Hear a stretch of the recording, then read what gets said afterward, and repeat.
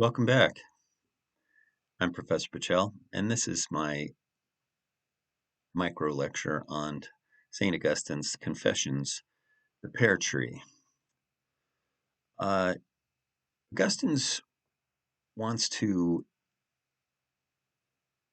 recall the terrible and wicked things he's done in his life in order to examine them and continue his quest to get closer to God. And in order to do this, one of the things that he has to do is take a look at the nature of evil and what he calls sin. And this is sort of an age old, I mean, it is an age old. We're still doing this. We still want to know why criminals do the things that they do. We want to know why people do what we would consider evil deeds, crimes against humanity. We want to understand them maybe so that we can find ways to prevent them. And Augustine is doing an inventory of his past life in the Confessions, and this is from book 2 of the Confessions, and it's one of his most anthologized parts of the Confessions. He addresses God directly throughout, with things like, "O God, O sweet one who never fails, sweet one serene and untroubled." God has gathered up Augustine's pieces that he has scattered. So Augustine feels like he scattered his pieces in the world, right? He was turning away from the one only to waste himself among the many. And of course, the Confessions is in first person. He says, in his youth, he burned to satisfy hellish desires and wallowed in sensual and shadowy loves. He was obsessed with love, he tells us in 2.2, and being loved, but with no links from soul to soul, no luminous links of friendship. So he's saying, he wanted love, but he didn't really understand love. Maybe he was, as some people have commented, looking for love in all the wrong places. He describes, so he's going for this love without friendship, and he uses great metaphors and description to try to make his state clear to his readers. Right? He talks about vapors rising from the slimy lusts of the flesh and gushings of puberty. He writes about the chasms of sin and the raging abyss of disgrace. And this is very dramatic language, very descriptive language that he's really trying to let people into his experience and into his soul as well. He wants to capture the severity of his evil doings. And this is very important.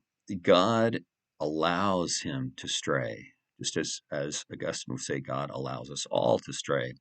And this is Augustine's commitment to the idea of free will from God. Okay, so we sort of have this perfect world, and I'll go into that in a little more detail in a second. But we also have free will. Okay, and uh, I think Augustine is really looking sort of for the flaw in the human consciousness or the human spirit that perhaps makes us do the things that we do that aren't so good.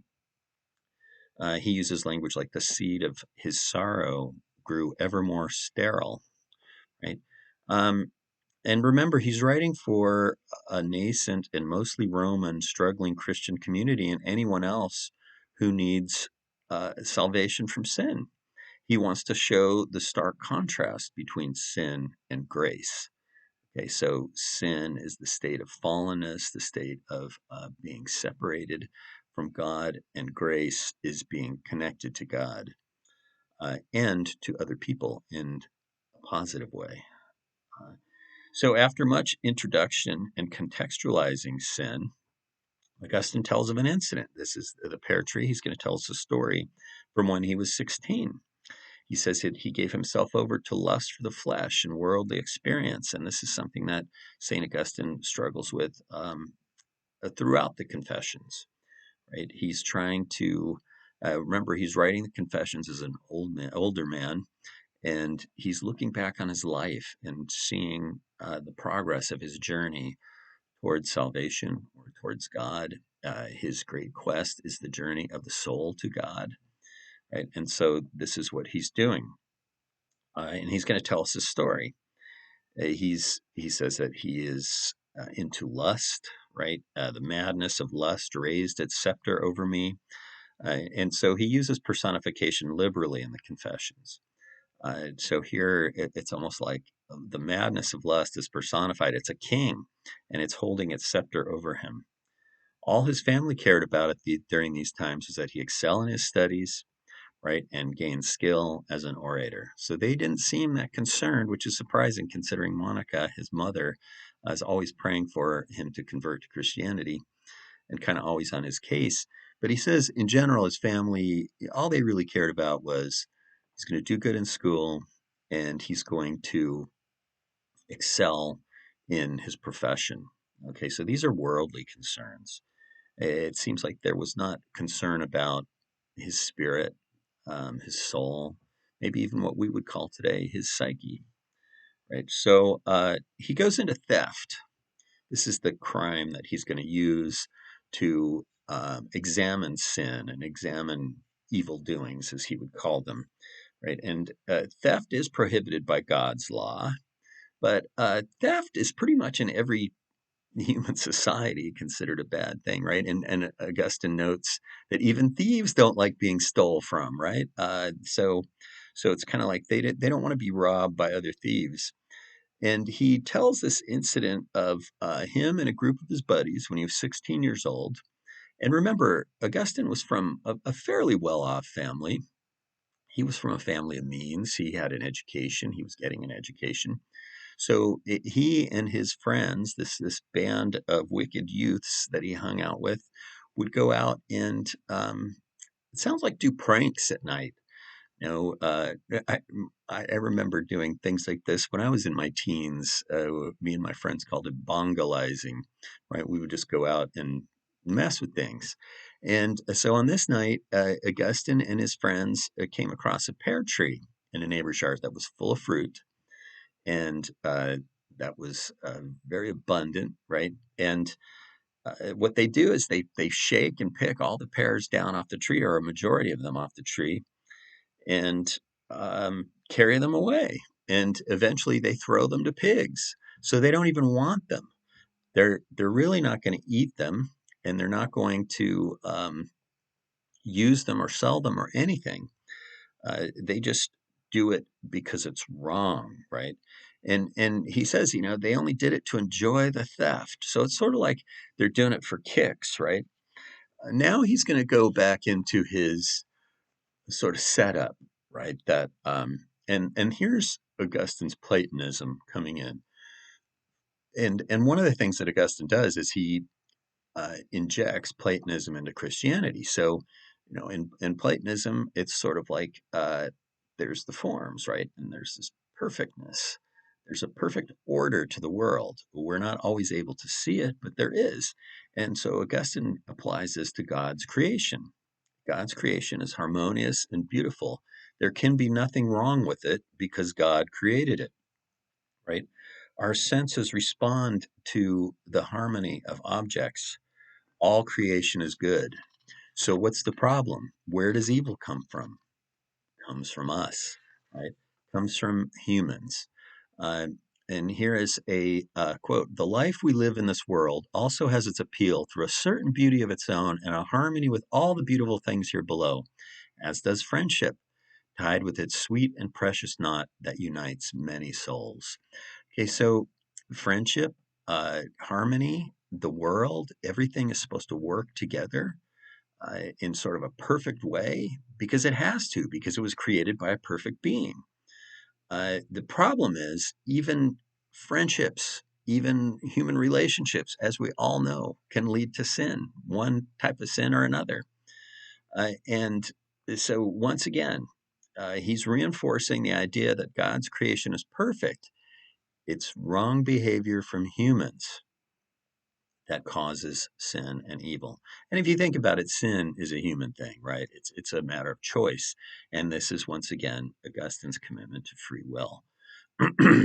That even if God knows what we're going to do, that does not necessarily mean that we have to do it, that we still have a choice. And this is very important to Augustine in his philosophy. So he goes in 5.11, he goes into the motivations for committing crimes. We desire to obtain, or we fear that we're going to lose something. And note that fear and desire lead to evil actions and sins. So, and this is very common in a lot of world religions. Desire is one of the basic human problems, right? Of course, we desire things like love and friendship and food and shelter, but desire out of hand can lead us into some very bad things. And fear uh, is also a motivator for evil actions. Okay, so fear and desire. He takes it. He starts off with theft, but then he gets into a mortal sin like murder, right? And what are the motivations for such an act? There are many practical reasons, right? But what if some people did it just for the delight of killing? And I think this is really what bothers Augustine is that, what about these unexplainable crimes, things that people do that there's no reason for it. They're not going to gain anything. They're not protecting something. They're not trying to right or wrong. It's just like they're doing it for the sole purpose of doing it, right? Uh, and he talks about a Roman who was a senator and also a Roman general, Catiline, and Catiline was a notorious general. He committed murder, tried to overthrow the Senate. He was often involved in corruption. He was also a politician involved in elections, right? But even Catiline was doing these things for personal gain, right? But there's something really interesting in Catiline's confession. He says that one of the reasons he did these things was that he was afraid that through idleness his hand and heart should wilt. So it's almost like, well, if I wasn't doing these things, I'd just be sitting around and I'd be getting weak, or the edge would be coming off of me. And think about that. He says, through idleness, his hand and heart should wilt. We say things like idle hands are the devil's tools, right? But I want to make a distinction here. You'll very rarely find St. Augustine talking about the devil, right? Or something like that, the devil per se. With Augustine's idea of free will, it's always human behavior, either driven by desire or fear that causes sin, right? So once again, it's inside of us, that rebellion against order, that rebellion against what he would call the good, right? It's inside of humans, and this is the problem that he's dealing with. So he goes back to the pears again, and he's actually now personifying his theft and talking to his theft as if it's a person or something, right? He's speaking directly to it. And he even says, "Are you even a thing?" And this is significant, okay? He says to his theft, "Are you even a thing?" In other words, like, do you even exist? Okay. And this word thing is significant here because in Augustine's philosophy, remember, the world is perfect, it's created by a perfect being. So nothing can be bad in the world. So then what is evil? Evil is an absence. It's actually sort of like a hole in being. So everything that exists is good by Augustine's philosophy. So if there's evil, that means that there are certain holes in being, or holes in existence, holes in the human makeup that are evil. Okay, so evil is not a something, it's a nothing, it's a lack of something, it's a lack of good. Uh, so why did he steal the pears? He says, "I plucked only that I might steal, my sin being the only feast I rejoiced in. It had no beauty." So here's another thing, we might say, like, evil is beautiful or whatever, but it's an illusion, right? Sin and evil are absences of quality. They represent an essential lack in being. So in 6.13, he gets into the whole thing. Sinners are harmed by their own deeds. Whether we believe that or not, it seems like some evil people have very good lives, right? But Augustine would claim they're damaging some part of themselves, their psyche, their soul, by doing this. He ends 613 with glory and praise to God, who is all being, right? God is pure. There are no holes in God, right? And he uses the word, uh, he uses words like nothing, and he literally means no thing, right? No thing can be taken from God. There are no holes in God. Nothing can be taken from God because God is whole, WHOLE, and unchanging. Okay, so when Augustine uses terms like things and nothing, it's very technical. All right. And the soul that commits sin loses the connection to the wholeness of God and creation. He contemplates the thefts of the pairs as a way to gain a godlike power or omnipotence. And this is really interesting. Um, this idea that people sin or that they engage in crime or they act outside of the normal laws of any society is really them taking power upon themselves, right? It's making themselves the authority. It's making themselves the judge. It's making themselves the law, essentially, right? And he says, trying to be omnipotent. It's almost like competing with God when you sin against God's laws and rules. So he ends with sort of this question, maybe I just did it because it was forbidden. How many how many of us have engaged in things just because we knew we weren't supposed to? It's a very human thing, right? And here, uh, even though he doesn't mention these things explicitly, we have parallels, and especially because it's a pear tree, right? We have parallels to, um, and also wanting to be omnipotent. We have parallels to the Genesis story, right? To the first sinner, and also to the tale of Lucifer, right? Who his sin was he would not serve God. He wanted to be his own thing, right? And that doesn't work in God's universe, right? Satan's famous words, non serviam, the Latin for I will not serve. And once you will not serve, you are an adversary. And that's Lucifer, Satan, right? Wants to be independent of God, independent of God's law. That means wants to be like God.